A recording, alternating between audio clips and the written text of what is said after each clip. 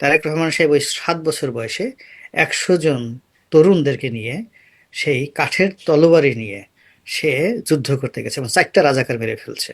আমি নিজের চোখে দেখেছি। শেখ আমি হাসিনাকে যেরকম করে আশেপাশ থেকে নানান রকম মানে যাকে বলে তেল দেওয়া হতো বা অনেক রকম তোষামোদি করা হতো, এখন তারেক রহমানকেও কি সেরকম কিছু মানে দেখছিলাম সংসদে এই একজন সংসদ সদস্য বলছেন তারেক রহমানকে শিশু মুক্তিযোদ্ধা, তারেক রহমান এবং তার ভাইকে শিশু মুক্তিযোদ্ধা করতে প্রস্তাব করছেন।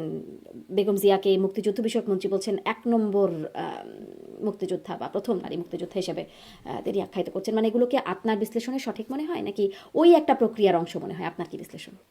ওই প্রক্রিয়ার অংশ ওই ভদ্রলোকের তো মানে সে তো কন্ট্রোল করে বলছে শিশু মুক্তিযোদ্ধা। সে যদি বলতো যে তারেক রহমান সাহেব তার বয়স, ধরেন তার জন্ম হলো, এখন তার ৬২ বছর বয়স। তো ৬২ বছর বয়স যদি হয় তাহলে তার জন্ম হয়েছে ধরুন ৬৬ সনে। তো ৬৬, ৬৭, ৬৮, ৬৯, ৭০, ৭১, তার প্রায় ৬ থেকে ৭ বছর। ওই লোক যদি বলতো আমি নিজের চোখে দেখেছি, তারেক রহমান সাহেব ওই ৭ বছর বয়সে ১০০ জন তরুণদেরকে নিয়ে সেই কাঠের তলোয়ারি নিয়ে সে যুদ্ধ করতে গেছে এবং ৪টা রাজাকার মেরে ফেলছে। আমি নিজের চোখে দেখেছি। আপনি কি করতেন বলেন? কিচ্ছু করার ছিল না।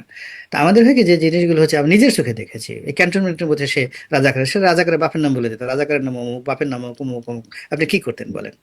তো সেই তুলনায় সে যে শিশু মুক্তিযোদ্ধা হিসেবে তার স্বীকৃতি চেয়েছে, আমাদের তো আসলে বলা উচিত যে এখনো সে তেল দেওয়ার একটা জায়গাতে লিমিটের মধ্যে আছে। সে লিমিট এখনো ক্রস করেনি। অনেক ধন্যবাদ।